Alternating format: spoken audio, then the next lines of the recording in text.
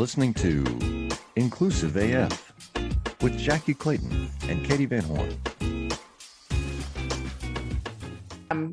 Hi, this is Katie Van Horn. And this is Jackie Clayton. And this is the Inclusive AF podcast. And my dog is currently running around the house stealing socks from everywhere. I don't know where she's coming up with all these socks, but they just keep showing up all over the place. Sorry, she just ran past with the sock. I don't know where she's getting them. I didn't know I had. Sorry.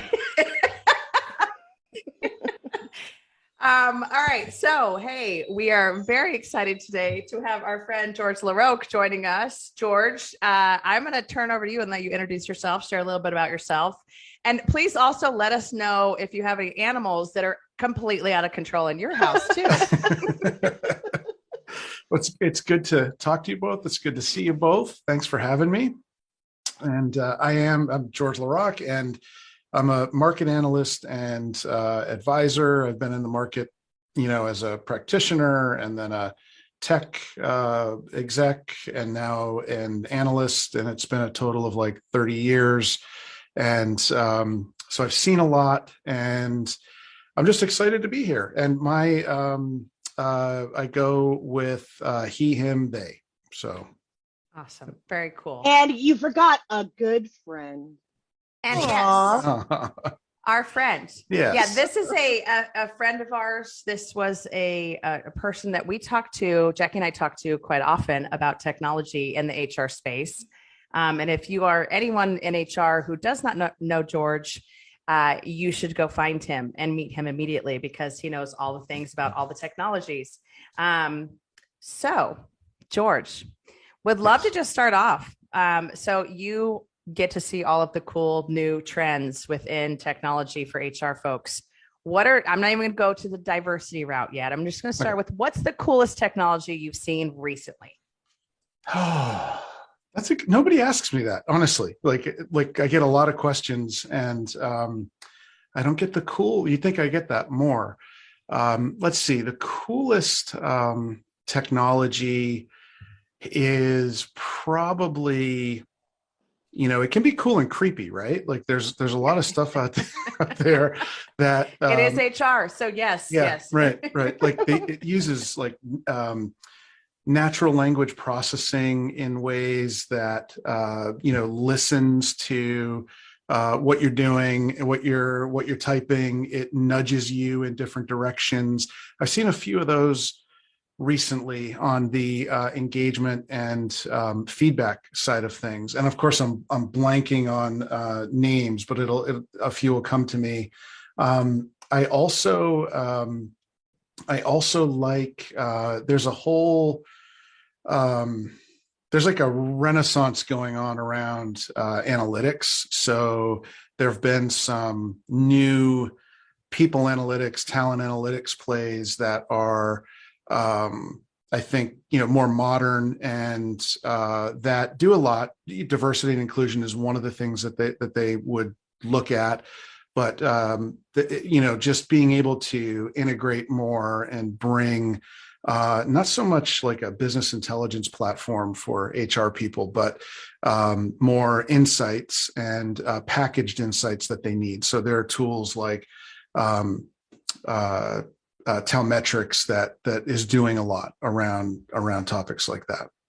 And so, yeah, and there's so much there. Then on the recruiting side, I love marketplaces that are doing more than just matching jobs and people. So there was one out of Europe called Serenum that was really early on and just acquired by Bullhorn, and they do not just the job matching aspect of things, but like shift scheduling. So they had a big deployment with Amazon where the people that were hired became Serenum's employee of record, like a staffing firm.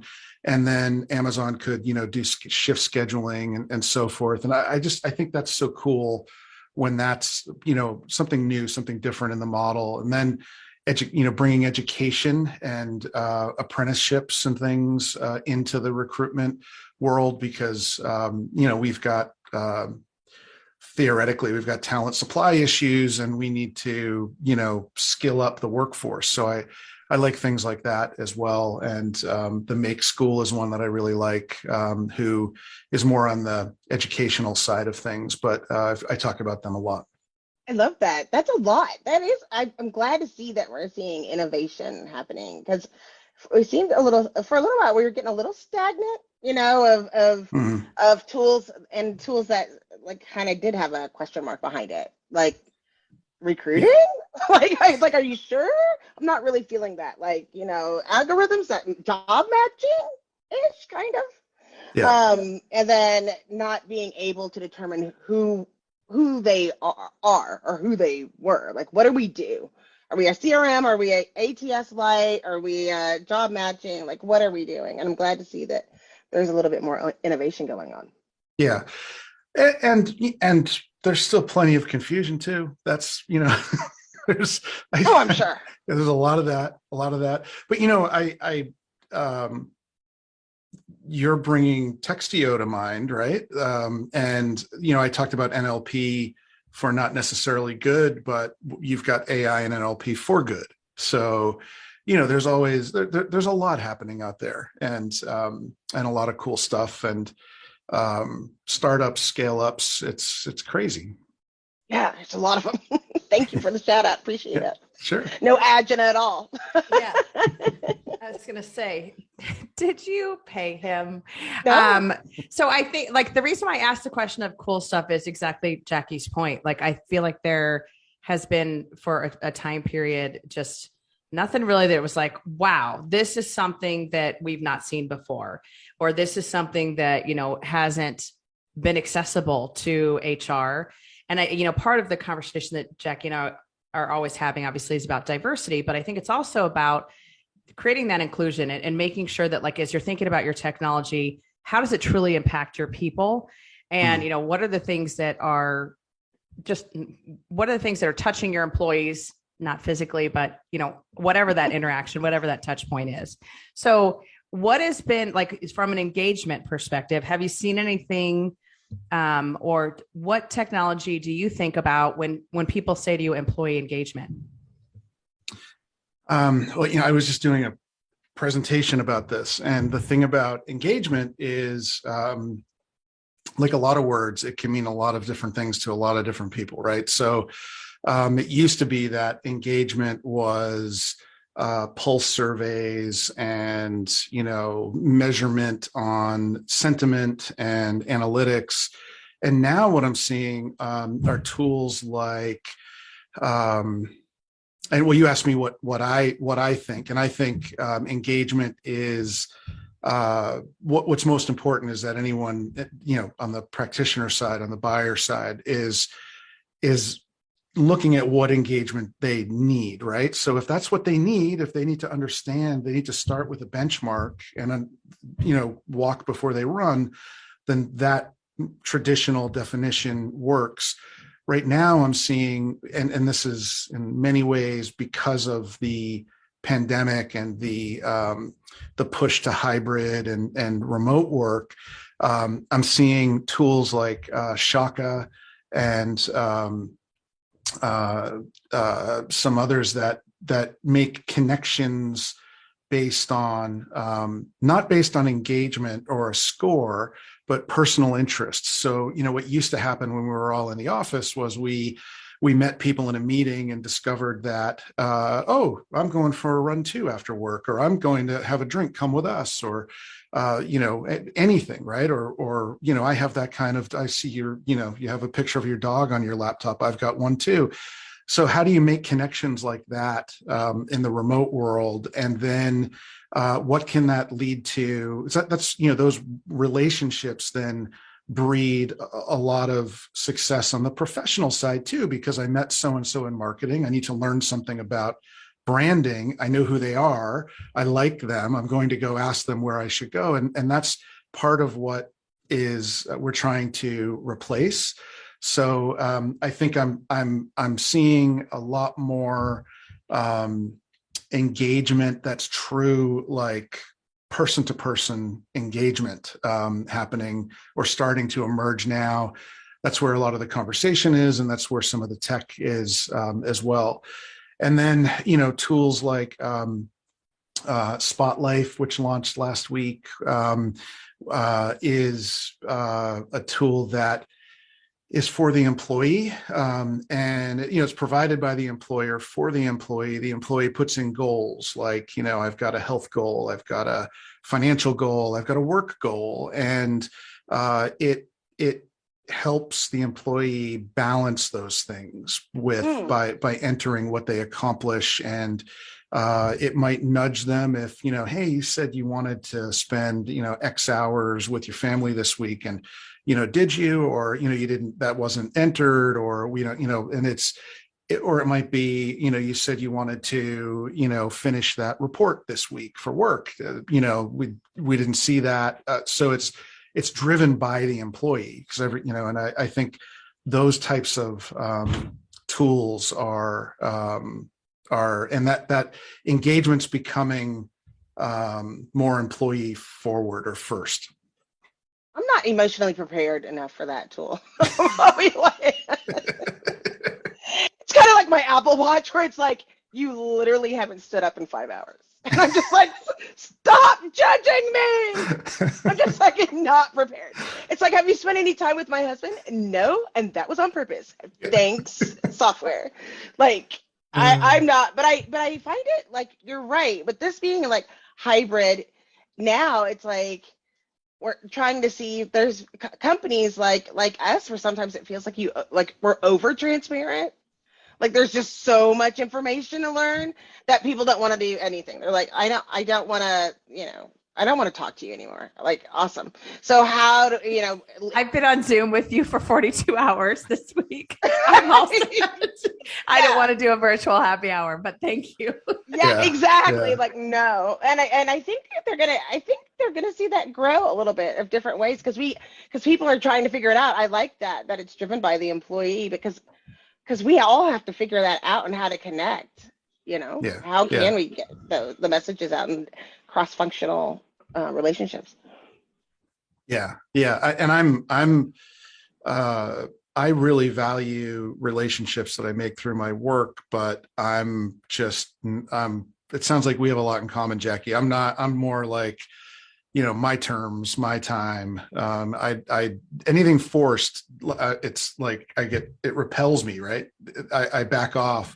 If it's not forced, then I dive in, and it's there's a balance there. And if I'm setting those terms, then it would work for me. But I just deleted an app yesterday because it kept asking me, how much did I walk today? And I'm like, just stop. I had really good intentions when I downloaded you, and yes. There's another one. Don't you want to come back in and read? No, stop. That's why I'm not there. Yeah, a little too much. I have Habit Hub and Todoist, and they have like the same things on my, and so every day I'm like, my phone is shaming me, literally shaming me all day, every day. Yeah. No. So, hey, I know that you go to a lot of conferences. Mm-hmm. Well, not recently, but some of them are opening back up. And so, I think, as we think about technology, and for practitioners that are in the market, or for practitioners that should, like, how do they find out more information about A, what conferences to go to? B, these are separate questions, so bear with me. Where to get more information about, so I'm in the market right now for multiple different things for my employees, because I'm setting up an entirely new culture, brand, etc. Where do I go to find out what those technologies are that would be really helpful for me as a practitioner as I'm setting up different things for my employees?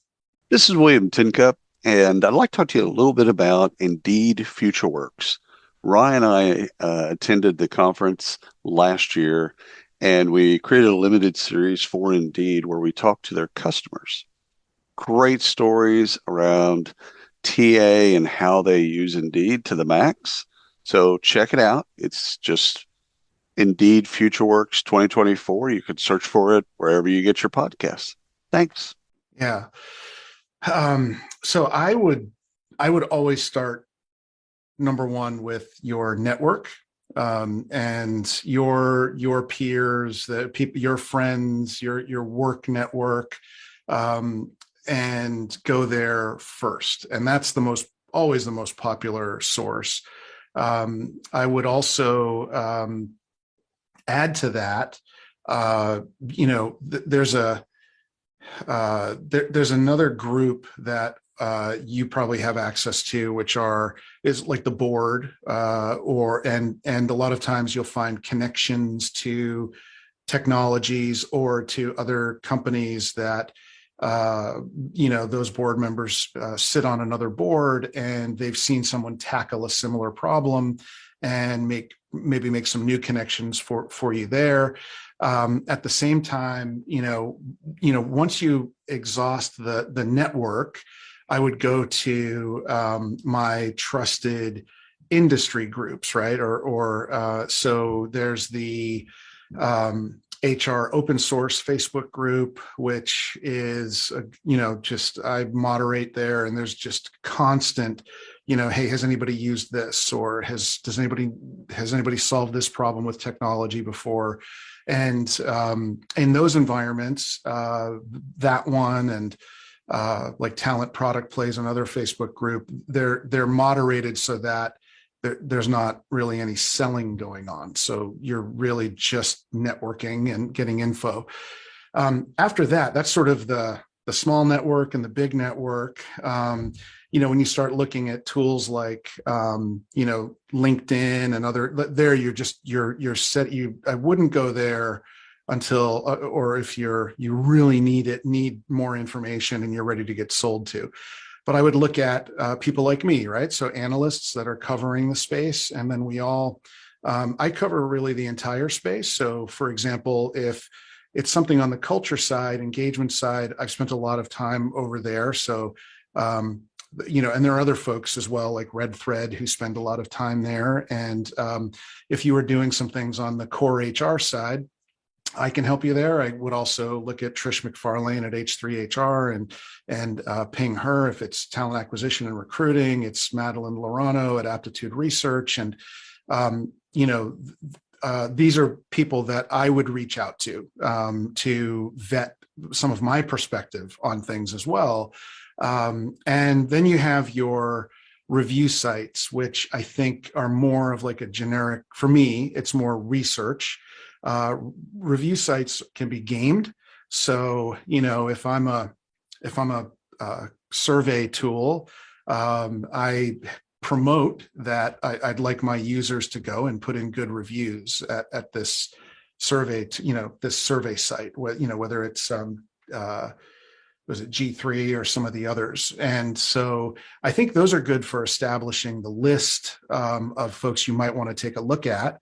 And then from there, I would, it's the internet, right? So there's a ton of information out there. And then when you have specific companies that you might be interested in, it's not that hard to find people using those tools, using the sort of networks that I mentioned. I would do as much research like that, as much networking like that as possible before I engaged any resources at any vendors, and then come up with a list to pursue. But that's I was just writing about this. So you hit a vein of thought there.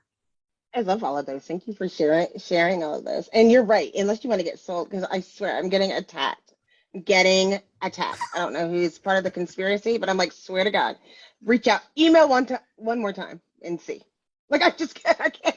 I have a standard message, but some of it's like, this is my 35th message. Are you available now? And you're just like, please stop. Please. Yeah. I don't know if you noticed those 34 messages I sent you. I just wanted to call your attention. Wanted to bring this one to the top. The 35th is going to be the tipping point. That's when you're going to go, yep, I'm ready now. Now I'm ready. I wasn't the other times. I work at a software company, so I get it, right? So I try to be polite and do all the things, but then every once in a while, somebody will say, let me show you this tool. I'll take 15 minutes. And I'm like, okay. And I fall in love. That happened to me last week. And it was a product to help with offer letter. Like when you do, after you do the verbal, before you do the written, and I think it was called complete. And I was like, this thing I love, because that's, especially when you're a startup, it's hard when you're trying to tell people like, this is the whole complete package. This is like all in. And what I found is it's so funny because you don't give yourself enough credit. You're like, oh, you know, this is what the salary is. Oh, well, I work at this company. I want $1 million. And then you go through the conversation and you're like, oh, what are your benefits? And you're like, oh yeah, we pay for all of your benefits. What? I didn't know that. Right. So it's like making sure we get the message.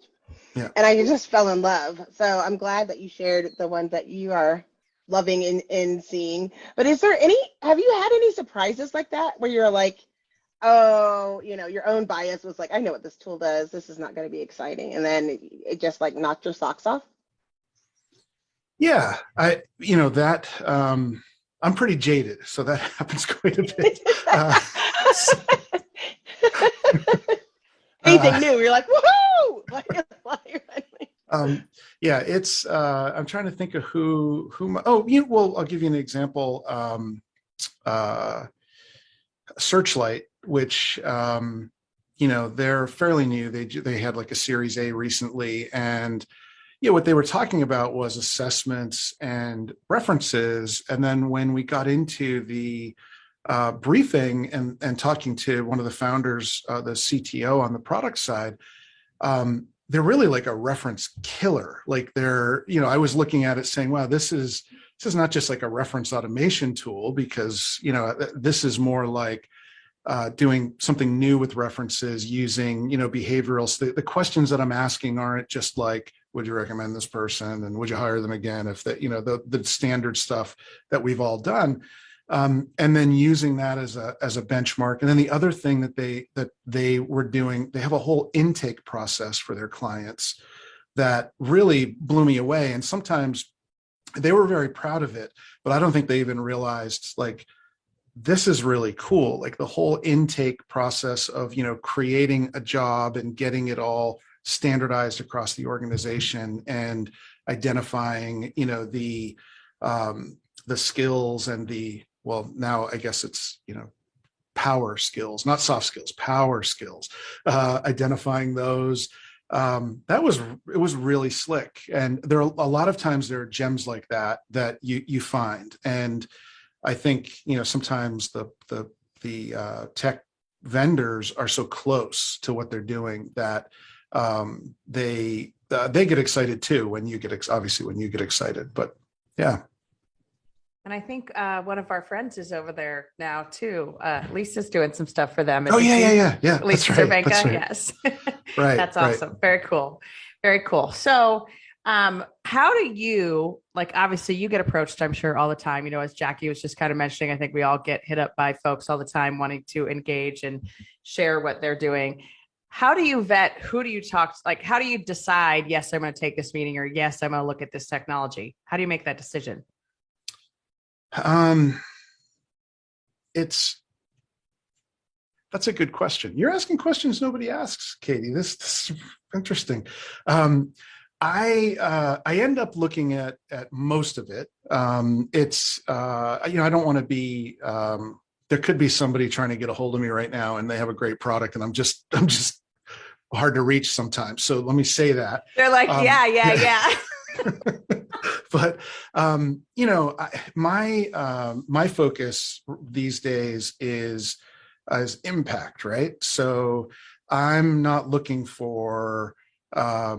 I'm not that interested in just another, ATS or just another CRM or just another,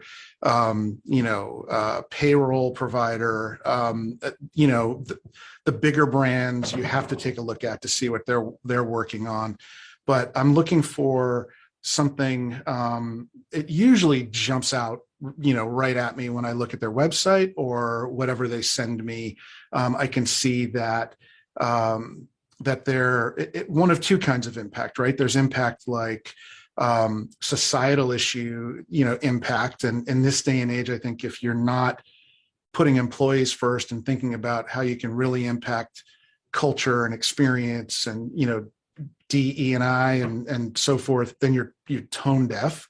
And then there's doing something so different that the impact on the business, it would be, substantial. And that's the harder one to achieve. But yeah, that's how I look at it. We have this accelerator for pre-seed startups, and it's hard to tell people, oh, you didn't make it. But a lot of the reasons people didn't make the first cohort was we saw a lot of you. We saw a lot of tech plays just like yours, and nothing really stood out. And you can tell that with a quick look at a pitch deck or a website. Awesome. And so let's talk D&I. Okay. Tell me what your favorite product is right now in the D&I space, technology D&I space. So for those of you in this space, what George is going to say, you're going to either get a gold star right now or he's shut you out completely. So just be listening to what name. No, I'm just kidding. Just kidding. It does need to be one. I would love to know what are your favorites right now, or what have you seen recently that's kind of cool? Or the most innovative. Yeah. Yeah. I'm going to be really candid here, and I'm not disappointed in any of the DE&I tech that I've seen, but I'm just not seeing a lot of it, right? Like I track all the funding, and it's been a major disappointment. So you've got Handshake that raised a ton of money, and it's a camp, nothing against them. I know that they're impacting diversity and talent pools reportedly in a good way. Awesome. But it's a campus recruiting solution. And like, is it that innovative? Not on the surface. Nothing's jumping out at me there. I saw, the thing that I've started to realize, and I'm not a D&I expert, but I'm a tech person. And as I look at this, I'm realizing like the stuff that Greenhouse did, and they got a lot of input from Paradigm, and they embedded a lot of the issue is with the overall process and the bias and it's systemic, right? And it's at a system level. So you've got to do the hard work to try to change behaviors on small transactions. Like, why did you give that feedback? Why are you moving these candidates through the process and not others? The system has to be making people think. So I like that. And I like Textio, right? But what have I seen that's new? I mean, I liked, you mentioned Lisa, she was over with a company called Canaries. And I really like what they're doing. It's a combination of branding and connecting talent with companies, and it's also analytics. But there's a big part of that is you can't just throw technology at these issues. So there's a big part of it that's consulting or services. So I'm I saw that. I like that. That's an answer to your question. But a lot of what I'm seeing are it's point solutions, which is great. But I'm not seeing a lot of I'm not seeing a volume of these things. It's been a disappointment, because I would have expected a lot more, and there may be more coming, or it may be that it's because of the complexity of the problem. But I also think there's investors are putting their money elsewhere, and it's disappointing. I agree with you. I appreciate that I appreciate your feedback, and that's the truth of the matter. When you're saying like, it's one of the things that I've said in the past, where you can't expect technology to solve a problem that a lack of technology didn't generate, right? Like this problem is systemic. It wasn't caused because we don't have the technology to move forward. It's not like going to space. This is like real stuff, and you can only do so much. Like, there's not. Katie doesn't like it when I cuss on the show, but I'm going to for just a minute. Like, when I used to tell clients, like, I can help you reduce your bias, but I can't make insert name here not be an asshole. Like, that's a whole different thing. Ain't a technology in the world that's gonna do that. Only his mama can do that. Yeah. And I love that you're telling the listeners, some of who know me very well, that I am calling you out on cussing. Because no, on the show, not in general, because my kids are like, Auntie Katie's angry. Like, Auntie Katie has a potty mouth, just a potty mouth. That's it. Yeah. Right. But yes, but yeah, I think that is the part that is truly disappointing, is because this is stuff that you can't necessarily solve with technology. And it is there are some things that we just need to figure out the people side of it. But I do think there are so many things that could be done. And when you talk about systems and tools and process, that's how we start to solve it too. Because I think, the example I give on pay equity, and I probably should stop giving this example, but Salesforce, you all know that in like 2013, 2014, they did this huge hullabaloo about, they did a pay equity analysis, and it was millions of dollars, and they came up with the money, and wow, they were the champion because they did this and they brought all their women up to parity. And then 2 or 3 years later, they did another analysis and they were in the same boat because they hadn't changed anything behind it to say, hey, we're starting our women off lower than we're starting our men off when we hire them for the role. We're not looking at promotion. We're not looking at all these other things. And so it is like some of the stuff, it's just, hey, as HR folks, what are you putting in place to kind of, give your manager that flag that, hey, this person has been in the role for 4 years while all the rest of the team keeps getting promoted. And some of these things that there's so many tools that could be put into place and they just haven't been created. And how do we get that? How do we get folks there? How do we get folks to start thinking about some of that stuff? Hey, y'all, I'm Lee Cage Jr., and I'd like to invite you to listen into my podcast, 15 Minutes with. 15 Minutes with rising stars and seasoned disruptors, thought leaders, and change agents who are sharing how they're reshaping work, rethinking worth, and reimagining what's possible. This is fast-paced, heartfelt, and unfiltered. These aren't just conversations. They're catalysts. So tune in, elevate, share the shift. 15 Minutes with, wherever you get your podcasts. It's an issue. Yeah.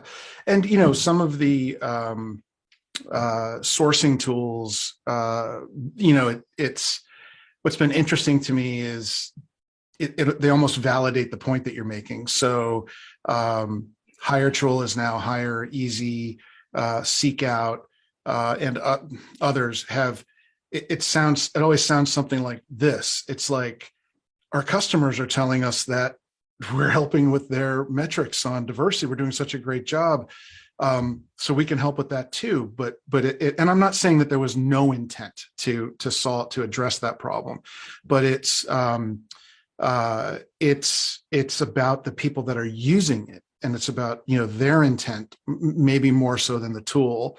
To your point, there are tools like HiredScore that have a mission around ethical AI and and mitigating bias that also have great results too. So, but I think it's it's got to be it has to be a balance with the technology, and I think in the way that I'm looking at this whole talent marketplace trend right now, and I am like the only person saying, yeah, I don't think HR is ready for that. Like, there's so much complexity around like comp and compliance and skills taxonomies and technical skills, job skills, and power skills or soft skills or whatever we're calling them this week. And there's and the goal seems to be a combination of retention and diversity and equity. And I'm saying, there are probably some things we could do with our talent management systems, with our onboarding systems, with our existing tools with an Excel spreadsheet. I mean, come on. Yeah, yeah. Am I right? Maybe. Yeah, but yeah, I think it's a similar. It's that the whole thought that, to your point, I can't. You can surround an issue with technology, but you can't. You can't make someone. You can't change people. Say the word, George. Say can't the make word. him not an asshole. Can't make Thank him. you. Not That's an right. asshole. Yeah. That's right. 2 cuss words in one episode, folks. Oh my, the lightning. It's party time. Woo! Get out the cocktails. You bring George on your show, and this is what happens. It all goes to heck in a Hell in a handbasket. I have that reputation. Yeah. But I do appreciate that sentiment. And I think a lot of the tools that you were talking about didn't start out trying to be those tools. They tried to market on some of those tools and then didn't know how to move that forward to understand the pieces that were going. And I think the sign for me was like when I was working at Seek Out, and then it's like, okay, well, we found the talent, so like, what's the problem? Like, I don't understand why this is a problem. And so it was like trying to analyze what's going through and then making those assessments and getting some of the numbers, and then looking at it. And I think part of it is like, it's scary for organizations. It's not scary for me and Katie, when you work in it, but it takes a long time to understand your own bias and also to know how to respond to that. But it's like this, for some people, it's the same reason why I won't move my refrigerator. Like, I don't want to see what's back there. I'm totally scared of what's back there. And so it's just going to stay there. Like, I'm going to move and I'm leaving the refrigerator. I can tell you what's back there. Yeah. Part of your dog, because it's going to be like another whole dog behind there. I promise you, it's not great. I'm not a hoarder. That's scary. I didn't say you were, but I tell you, you have to move your fridge like every couple months, and every time it's not great. Okay, I'll do that. Anytime you have animals, yeah. This is where we go, George, on our Thanks for the tip. We just put a new dishwasher in, so I get it. Yeah. Yes. Yeah. We did put a new dishwasher in. There was not a whole dog back there, but I think it was probably dirtier than I'm trying to look at my executive producer, Todd. Get it together, Todd. Go take care of that. Move that fridge immediately. We'll wait right here. Please don't. Please. What is it called? Like in the news where they're like, oh, we're going to do an on-site special report behind Jackie's fridge. I'll be like patient 0 for something based on the fridge. Like, I'm leaving it for there. reals. Yeah. Not. George, what should folks know? So, just took on a new role. And so what should I know about technology that's out there right now? What are some things that would help me just to, as I'm vetting what I need? Like right now, I'm going to give you an example. We're using Gusto for our HRIS, Lever for our ATS. And I just came to the realization Gusto does not have any type of goal setting functionality. So now I need to figure out what to do for goal setting and tracking, and then like performance reviews. They do have a performance review tool in there, but I'm the jury's out on whether I like it or not. Okay. But goal setting, any tools that you know of that are great? Are you committed to like, OKRs or, is that, probably OKRs. Yes. Yeah. So, Lattice, I see they come up a lot around in OKR type shops, and they tend to do pretty well with high growth environments as well. Then you've got, some companies, if you mentioned you're doing something around culture or engagement surveys as well, and Culture Amp had acquired Zugata, which does goal setting and performance, and they've got they had a light LMS in there too, and so there could be like 2 for 1 in over there. Then you've got companies one company that comes up a lot. I see them in those networks I'm talking about is people love 15.5, and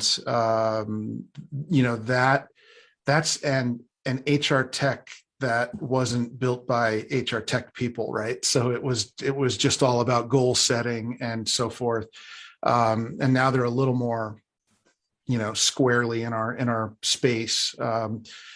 And so those are three that I would take a look at. But if you do a search on goal setting and performance, you'll be overwhelmed. Like it's one of those areas that there are just so many, and they keep coming. So those are three that have been at it for a while, and integrate with other systems and have success stories to talk about.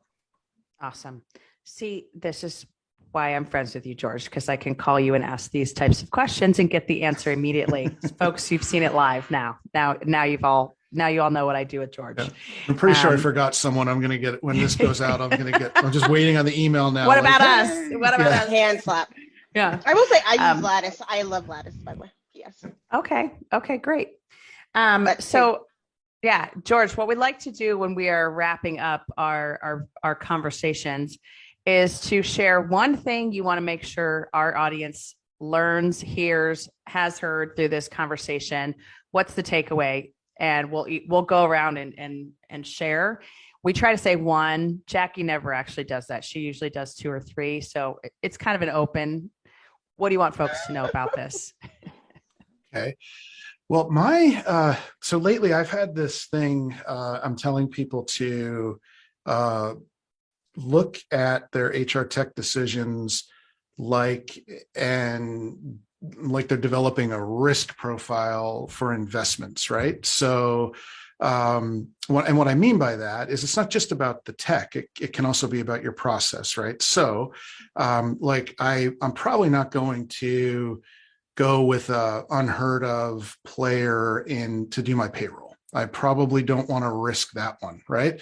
That's an easy example. But other examples might be, and to your point, goal setting is so important in my culture, to my company, or to my CEO or COO or whoever, or to me, that I really need to, have an established player with certain, core features that I'm comfortable with.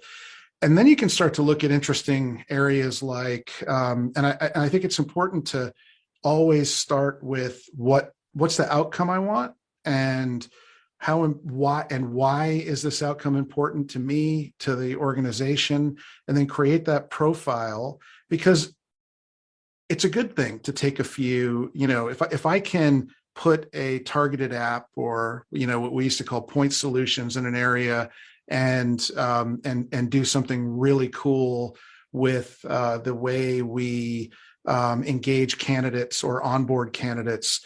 I think that's a place where you can start to innovate, and it may be a place where you need a shot in the arm around innovation. And so my whole thing is a combination of starting with outcomes and developing this sort of profile before so many people just go chase technology and, we need a recruiting tool. What's out there? Well, back up, and what do you need to replace, or what do you need to add to your mix, and what are you comfortable with? Because I think it's there's just so much incremental innovation that we need to be thinking about where that fits and where we can do something really cool. So I don't know if that's what you're looking for, but yeah, no, yes, absolutely. Jackie, what you got? So my whole thing is use the product that you have, whatever you make the investment in, use it 100%. I've worked at a lot of startup software companies, and what I've noticed is there's a reason for all the things. Try them, because a lot of times I've seen, speaking of goal setting, and it's like, wait, there's a goal setting in all 25 products that we already have. It just is called something else, like you're saying, it's OKRs in this one, and it's KPIs in this one, and it's like all of this, and whatever the machine is, use it. If you make the investment, use it and use their customer success teams to help you through it. You are not alone. That's what drives me crazy. You know, become the expert on those tools. Awesome. Eat one thing, kind of. Yeah, it was good. Yeah, you did. Yeah, you did a phenomenal job. Mine would be use your network, because I think I am in this space right now as I'm growing the team and just trying to figure out, we have nothing. So like just HR functions in general. How do we do this? And it is all of the resources that you mentioned, all of the things that we just need to be helping each other. And I love the communities that have been built around that help. Like you said, keeping the sales pitch out of it. And yes, there's people on there that are definitely sales folks for these different tools, but they're very respectful of, here's what I can share with you that I know about the product, but it's not okay, I'm going to now email you 42 times. What did we say on the 35th? On the 35th time, that's when you're going to say yes. So just using your network, and that has been so helpful for me, even just in the last few weeks as I'm trying to get things up and running. So there you have it. So George, how do folks get a hold of you now that we kind of just outed you as the person to talk to about all things tech? How can folks find you? You can go to oneworktech.com, and then all the links are there, or the usuals. I'm on Twitter, LaRocque, and LinkedIn. You'll find me. There aren't a lot of LaRoques out there, so you'll find me. But oneworktech.com. You're the one and only. Nobody else in this space. Well, thank you so much for joining us, for taking the time. We truly appreciate it. This has been fun for us. And, as we continue to kind of think through technology, obviously, Jackie's fully in this space, but as we continue to, think about technology, this is helpful, and we'll continue to tap you as things come up. And definitely let us know if there's someone we should be talking to and bringing onto the show to introduce that to our audience. That'd be great too. So sure. Thank you. Thanks for having me. Absolutely. So this is Katie Van Horn. And this is Jackie Clayton. That seemed a little weird. I know, that seemed a little off. I got a popcorn kernel stuck my. Okay, hold on. Jackie Clayton. Ooh, that Perfect. was nice. Well done. All right, folks. Thanks for listening. Bye-bye. Bye.